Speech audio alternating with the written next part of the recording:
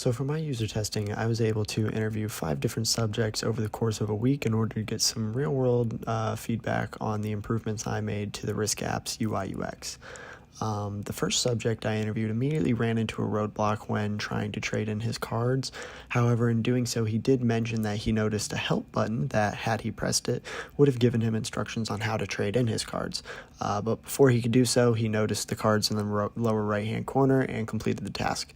Upon questioning, Subject 1 mentioned that trading in cards would be easier if the button to open the card menu were more noticeable. So for future subjects, I made them a little bit more bigger and more prominent before continuing my testing, which admittedly helped a lot as no other users seemed to have any difficulty opening the trading menu.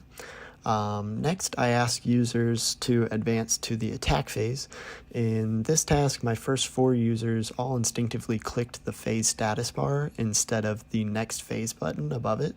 So to fix this, first I made it so that they could tap the status bar as well as the button on top, but more user testing just showed that people weren't even really noticing the button, and the more intuitive response was to just click on the status bar itself in order to move forward. So for my 5th subject, I eliminated the buttons, and the only note I really received was that it would be nice to have some sort of confirmation message before advancing to the next phase in order to avoid accidentally advancing.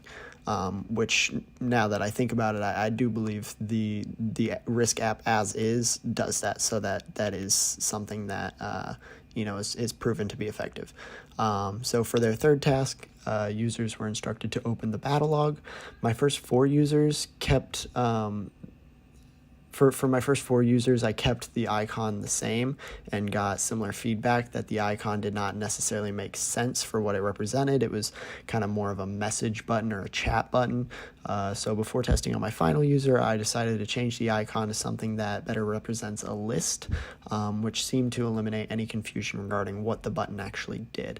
So after this, I had users change the view mode to continent view and then to card view, in which the only difficulty users experienced was with the size of the button. So I enlarged them for subject 5, which eliminated this problem. Buttons were still a little bit hard to click, but I think it's more with how the components were set up in Figma, as opposed to the size of the button. So maybe just the hitboxes for the buttons themselves weren't big enough, but I think the icons themselves were big enough. So anyways, after that, I had users find the help button, and I had them change some of the in-game settings, in which none of the users had any real difficulty completing.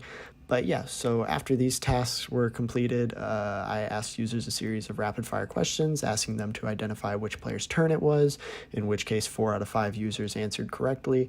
I asked them how many territories player 4 owned, how many troops they had deployed, how many cards they owned, in which case 5 out of 5 users answered these questions correctly. Overall, every user seemed to have positive remarks for the app's redesign, noting that any suggestions that they did have were minor and that they could still see the app moving into the next stage of development without making any changes. So overall, positive feedback.